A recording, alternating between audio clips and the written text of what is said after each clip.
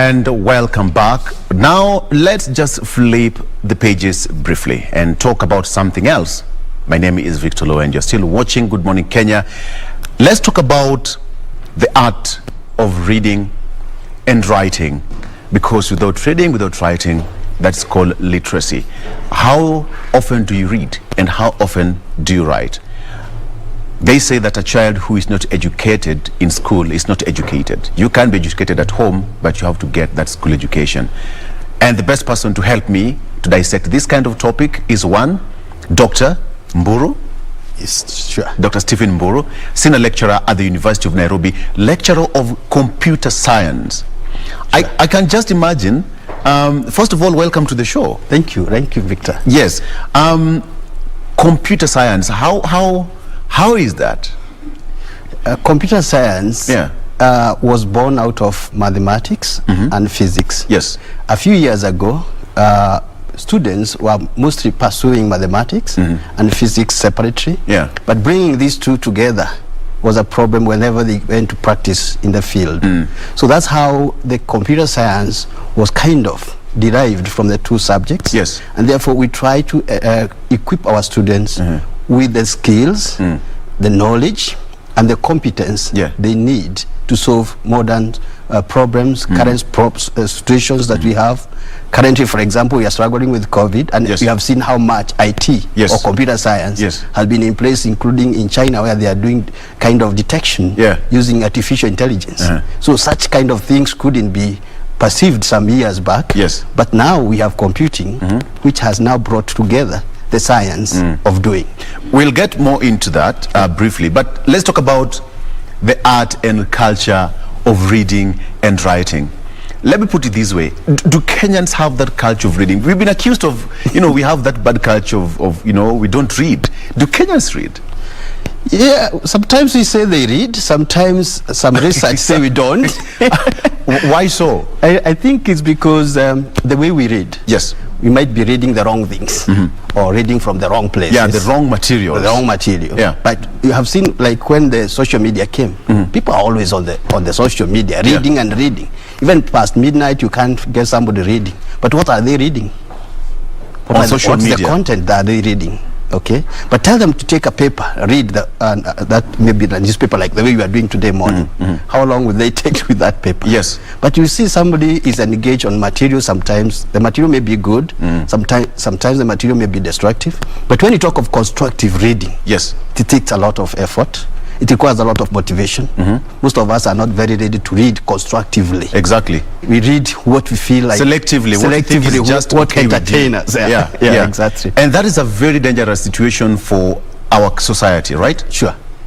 Because when you look at number one, if you want to form the culture of reading, number one, first of all, you must have that interest. True. But do we have that interest? You see, like Victor, whenever our kids come home, because I'm a parent, you find that they are very eager to read materials that entertain them, especially at the teenage level. With the small kids, they are very ready to read things to do with cartoons. But at school, the teachers are complaining. As lecturers, we complain about our students. They don't read what we give them. Why? Because the constructive reading is very engaging. It requires some strategy. And therefore, you find that most of them give up on reading. And that's why you find that towards the end of the day, there is a lot of dropouts, there are a lot of wastages. But the fact remains that those who read constructively, you can see how well they progress, even in the life of research. Sure. Where did we go wrong as a nation? I think we went wrong at the basic level. To me, the education system that we had there before was emphasizing more on the higher levels than the basic level. Currently, we have gone now to the basic with the CBC curriculum, what you call competence-based curriculum, where we are looking at where does the foundation start. So with the current curriculum, which I've also contributed a lot in design and kind of piloting and implementation, currently I'm implementing that within my write-ups, you find that we'll find our kids trying to understand or reading when they are too old. I found some guys at the age of 50 coming to the university to read. Is it very comfortable for such a person to read and read seriously. Sometimes they come for evening classes, but you find that they are dozing because they are already tired. So we have gone down to the pyramid and say, let us start the reading at the ground, at the grassroots level. Bring these kids with the culture of reading. Are you trying to talk about bottom up? Bottom up, like the economy that you are coming up with. The bottom up kind of reading. Yeah, sure. It has to start at some particular level, and it has to be nurtured so that it gets completely into your brain that reading should be part and parcel of life. Like for us, we read almost on a daily basis. True. For 1 hour, we read endlessly, and even after that, we still read. When you talk about, for example, students, you interact with the students on a daily basis. True. You've nurtured talents. You've nurtured students who are now in the job market. How do you rate them anytime they get to the university first year until they graduate? What do you see in them? What I can say, Victor, is that when the students come from high school, because we receive our entry level is from high school, and some we get a few from colleges, of course.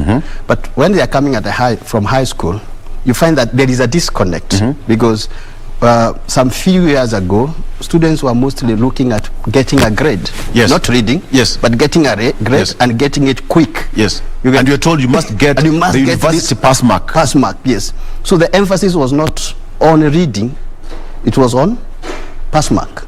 And therefore, when we receive these students and we expose them, because at the university we do not give them what we call spoon feeding, So we give them the world, we let them research on their own, we let them use computers to learn, to read, to kind of get the materials from online resources. But they get lost. Why?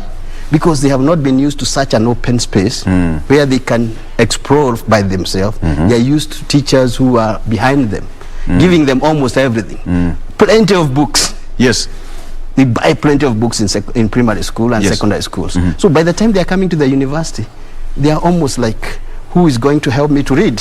Exactly. You get? But we don't help them to read. We only guide them how to read. And therefore, we go wrong where we were kind of giving these students a mind that going to the university was the only thing and you must get a grade. Can't you read and become an innovative person in the industry there? Become a journalist is not a bad thing. You said you read every day, isn't it? And you read a lot. What we are saying is this kid who is now coming through CBC should be able to do almost everything without necessarily focusing on only the grade. That's why you find that our government changed the mode of learning, teaching and learning, from the rote kind of learning to competence-based learning, so that by the time this kid is leaving standard 6 or grade 6, they are good. They are good to go. They can do something with themselves. They learn everything from skills-based competence to reading competence, to writing competence. My kid who is almost, I think now she's in grade 1. She's actually in grade 1. She just went the grade 1 the other day. Is able to do quite a lot than we did during our time. What they are doing right now. Is it because of the environment? Because of the environment, and the kind of the curriculum they are getting. You find that they are able to write, they are able to read, connect words. Sometimes some words look like they are not written in good English, but they are able to merge and read. Because they have been taught very nice strategy, competence-based kind of strategy to read and connect words, symbols, and make a word out of those symbols. It's amazing. It's amazing. What's the motivation behind all this? Because when you look at some parts of this particular country, let's give an example of, you know, some of the semi and arid areas of this nation. You'll find an average child in grade 1 will not be in a position to even write his or her name. You ask somebody, what's your name? Nana kuangalia tu. There is a disparity. How can we bridge this gap? To me, I understand what you say, because I've also witnessed this. Being a teacher, I've walked around the country and seen such kind of disparities. Maybe we can talk of cultural barriers. Some of these are cultural barriers. Because sometimes you can see even the government goes to a step of or a point of telling the parents, if you don't take your kids to school, you are going to arrest you.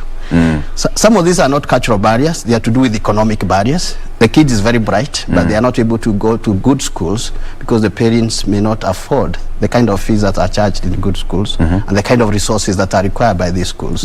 So there is also what you call the political barriers.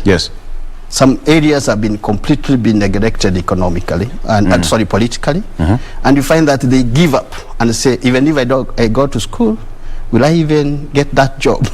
Because our society rarely get that job. Yes. And that's why we say that mostly it's a multidimensional problem than a single problem. Yes.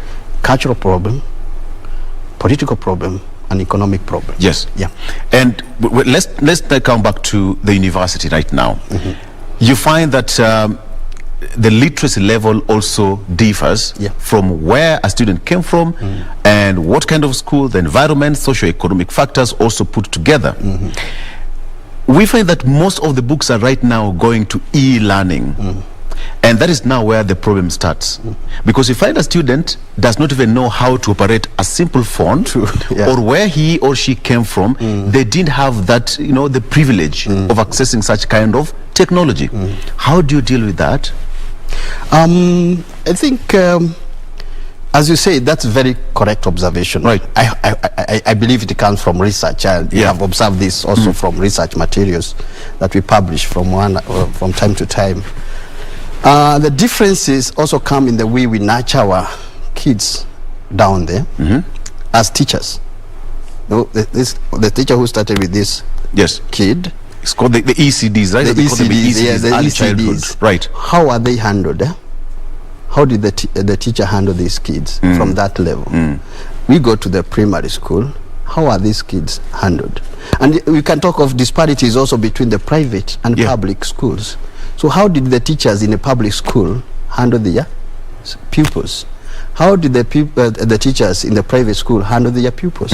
So when once these students or kids sit for their national exams, they merge to mostly national universities. Most of them would want to come to the national universities. Like me, I was one of those who wanted to be in the university by all means. So you find that all kids, whether from private or public, they merge to one place. So when we receive these kids, there are those who are well prepared from the high school or secondary school. There are those who are just grilled for the purpose of entering into the university and passing an exam. And there are those who struggled, even reading using their torch, or what you call mulikamwizi. And the lanterns. And the lanterns. And they did it. And when they come, you find that they are very stable. They are able even to discover more. And the problem also is that at the entry level, most of us students who come to the university had not done computer studies there before. You can see recently, most of the university were grounded when the COVID came. The University of Nairobi was able to transform itself within 6 months to start teaching online. We are actually teaching online. We do everything online, including defense. Most of these things we are doing them online. Why? Because when our students come, we look at their background, see those who deserves to be attended for what you call basic skills. We teach them introduction to computers. It doesn't matter whether you come from Turkana, or came from Nairobi, or you came from Mombasa. All of you start from elementary level, basic level, because we realize there is that big gap between those who came through system that they are equipped with those resources, and those who are disadvantaged came from schools. The only thing they were seeing are books and the notes from the teacher. Perhaps, Dr. the issue of COVID-19 just almost caught even you as computer scientist. For sure, it caught you off guard. Because you didn't know how you are going to react to this situation, because now it's not from the physical class. Now everything is going to go online. Do people really consume online materials? Like, for example, the students, how is the uptake? The uptake initially, you remember there was even a case in court about the University of Nairobi going online, including exams, administering exams online. Uptake was relatively skeptical, because sometimes they would say, what about how can I be able to get the bundles? How can I be able to get the materials? Networks. And do I trust whatever exams will be done will be authentic? And there was a lot of skepticism on whether whatever the online platform will provide. Access to the materials, like with the Google repositories and many other internet repositories, you can almost get everything, whether for subscription, for free, or anything. But we were used to going to the library to read the hard books, write the notes, and write the notes. And we insisted on the students going for these course materials. But that has changed. Now we give them, go for these PDFs. That has changed because we can no longer open the libraries for them to sit the way they were sitting close to each other, discussing points. So we have to make them now reorient their thinking to consuming the online materials, online notes that we give them, e-books, and all any possible materials. But these materials are vetted and approved by the Senate or by the curriculum department, so that the student do not also go outside the context. Exactly. Because if you go online, you can get everything in this world. But then now, when you talk about online classes, some people are shocked because it was a complete culture shock. Some people, up to now, some people are still struggling even to use, the simple tools, the Zoom, for example. Even us lecturers. You get it. So we are trying. COVID-19 has brought us a new kind of approach and system that we have to depend on in life and adapt and adopt pretty fast.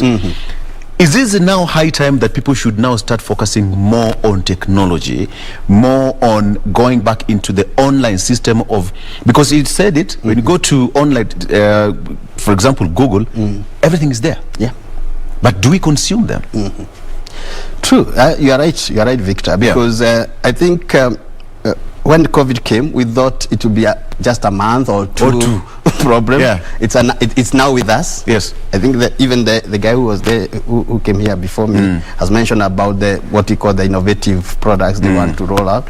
But what I'm saying is that we cannot now assume the online teaching and learning, online research, because it will become part and parcel of our life. It was a cultural shock which came very fast than we expected. Even us who teach computer science were not practicing the same thing. University of Nairobi 6 months. 6 months to reorganize and to get to the system. And for us, we had to go practically and what you call look at all the practical reasons that if we go online, what will happen? We are a big university, so that means that there will be some resistance from lecturers and from students. So we needed also to change our policies, exam policies. And start what we call them procedures, so that we allow online submissions, because before COVID I couldn't give a printed exam. I had to do manual writing. Take it to the examination center, it's printed, it's typed, I go there, proofread manually. Check back the paper. But now you're telling the lecturer, okay, now you can submit your exams online. You can mark online. It was such a cultural shock, and we thought that the university is joking. The COVID will go the other day. I remember people tried to, there was a bit of some resistance. And even as journalists, we were trying to get into how are we going to get used to this kind of environment? Because you're told you are going to interview a particular guest via Zoom. You find a guest is not well equipped with the right materials. But here we are. Doctor, is it now high time for us now to start embracing technology? We start embracing the social media and use them pretty fast. You are a lecturer of computer science. People say that, I know how to open a Word. I can type, I can send an email, I can do PDF, and that's it. But computer science is wide and covers all these things that we are seeing today. Right? True. Now people are seeing the power of computer science now. And we are not going to live without the computer science going into the future. It has now been evident.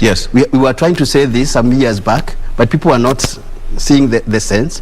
Today, look at how much is being made by Microsoft with their teams. True, billions. Look at how much is being made by Zoom. Billions. And Zoom came like a joke. Now actually the moment COVID started, that's when people are like, what is this? What is this? And right now that's what we are using. That's what we are using. Look at Google with their Google Meet. How much are they minting?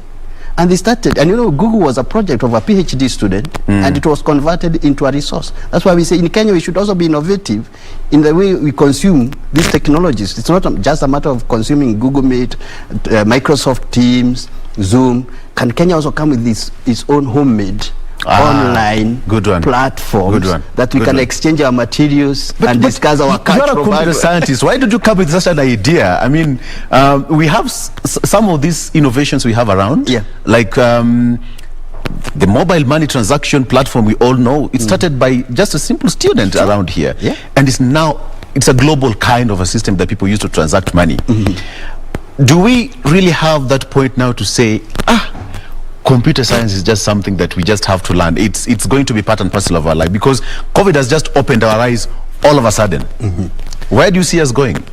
I hope, Victor, you're aware about 2 or 3 years back, University of Nairobi started something called Nairobi Innovation Week, of which I was the chair of writing what you call even vetting the materials that was are coming for display, what you call exhibition. And during that period, or even from since then, we have tried, other than the years that COVID now has come, we have tried to expose our talents to the public, to the world, to tell them, do we have Kenyans who can produce, who can fabricate these solutions? And maybe if you have happened to visit one of those what you call exhibitions, you could see kind of the amazing talents our Kenyans have. If we nurture those talents, if we are able to nurture those talents, give them opportunities, like what I think President Oloo has already done by providing what you call digital kind of solutions and innovative kind of approaches to the way he does his things, and even came to university to even bless the occasions of our digital innovations. I'm telling you, Kenyans are brilliant. In fact, in Africa, can you imagine? A guy for Facebook called Zuckerberg coming to Kenya to eat fish. Along here, Kilimani. Do you think he was so much interested with the fish? No, definitely. He was on a mission. He was on a mission, and you don't know, maybe whatever was added up on the Facebook may have come from Kenya. How much it generated by just him, you know, eating fish and just interacting with people around here. Just make it simpler for me, Daktari. People usually say that when you talk about computer science, all I see is just encrypted forms, open this and do that, some of the, you know, computer jargons. But you as a lecturer, your work is to make it simple for a student to get it right and to understand that at the end of the day, it's not about passing exam, but to equip a student for future life. In simple terms, what is computer science? Okay, this, you know, computer science. I've asked that question again, like what is biology? No, it's like, what is biology? That's true. Remember, what is physics? There's no problem in asking that, because computer science is purely the science of computation. Of computing. It's mostly mathematically oriented kind of a program where you provide skills and competencies for somebody to use technologies that exist. So computer science is not purely the hard science that people think of, going to the like the engineering where you go to into the engine and dismantling those things. Computer science is a broad area, and most of the time we let our students choose on the specialization, because computer science is broad. It has so many segments. So many segments. From robotics, artificial intelligence, software programming, even basic things like the ones you see people doing the media production. Still follow within the computing, what we call information systems, like what we have here. Mostly you utilize the information systems. So computer science is such a broad thing. So if we define it as a theory of computing, or what we call bringing numbers to make sense in the society. It's not like the physics, hard physics that we are doing. Not like the hard mathematics we are doing, like what we used to call like real maths or applied maths. We bring those maths into solving the current, what you call technological and social problems. So computer themselves are not purely scientific. I went through your resume and I could not finish because of I didn't have enough time to. No problem. No, you can't say that. My resume is very short. No. How many pages? I didn't have enough time to go through the entire pages. Just looking at the number of books that you've written in terms of computer science, making it simpler for people to understand. One of them I have got books here. One is by Longhorn, secondary school computer studies students, book 1. That is for Form 1. True. This is for Form 1. There's another one, ICT for Rwandan schools, Senior 1. And computer studies for Form 2. Okay. This is just but a drop of ocean of the kind of books that you've written. When you look at, for example, this book for Form 1, it's, for example, it's revised from 2018, and it basically needs to introduce the introduction. It goes back to the criteria for selecting computers and what have you. it starts from the introduction of computers. Sure. I believe this kind of books, when you give to a student in Kenya, you're equipping a future generation. What do you think about that? If I tell you, Victor, because I started as a high school teacher, and I knew around 1998, I knew how much we had problems getting resources for our students. Right. During that time, I was teaching in a place called Kirinyaga, in a school called Karoti Girls, and we had computers, but we did not have books. So what did I do?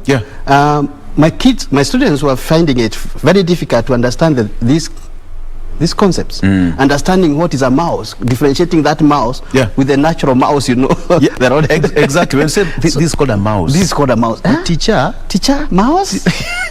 What is a mouse? Then, you know, defining a mouse is like what you're asking me to define a computer science. It became a problem to that kid at that level, because they were coming from primary school without any background of computing, of computer knowledge, of not like even today. During that time, 1998, computers were just coming in, so not so many people had the privileges to touch them. Even including myself at the university, I had only very basic privileges, not as much as we have now. So I would I would actually come all the way from Kirinyaga, come to Nairobi, buy some materials, go and synthesize them and print them as manuals and give to my students. And they started getting the concept, the interest. They started loving the subject. And I said, oh my God. So I can be able to synthesize this kind of complex information according to them. And the only other who came closer to giving us the material is called John Onunga. He was a lecturer of the University of Nairobi, the late John Onunga. And his books became very popular. But because he was a lecturer of computer science, he was also approaching with a lot of scientific writing. Right. So we decided now with my colleague, why don't we now convert these materials into sensible books that can be understood by our students. And I bought a computer to purposely convert those materials into synthesized content. Do you know, by the time the computer studies 2002, it was approved, it was revised. I was called to KICD, what we used to call a KIE, to come up with the strategies for getting the best books that can assist our secondary school kind of handle the subject.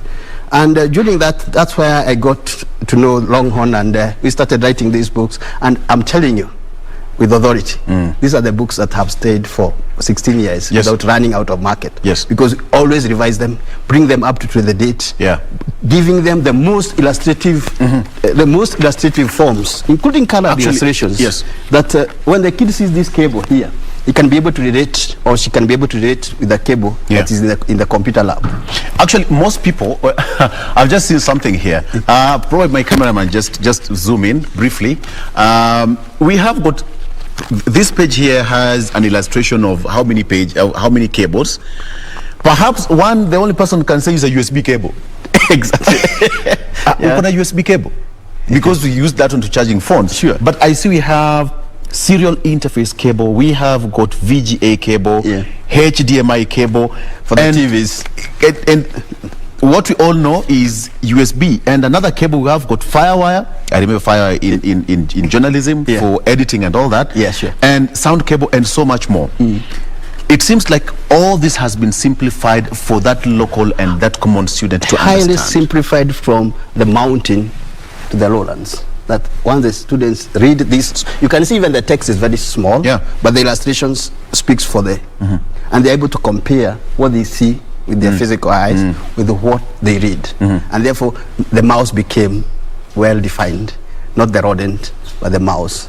And you can see even from this book, you can see even the mouse themselves that we have provided are very, very illustrative. And all of them are in colored pages. They're all in colored pages. And they can be able to even to read the technology when the current they're doing nowadays. Not so much of details, but showing them even how to hold. How many would show you how to hold the mouse? I will ask my colleague Jane to tell me how to hold a mouse, because some of them they pounce. Let me just put the pounds on a mouse, and I've seen Jane literally.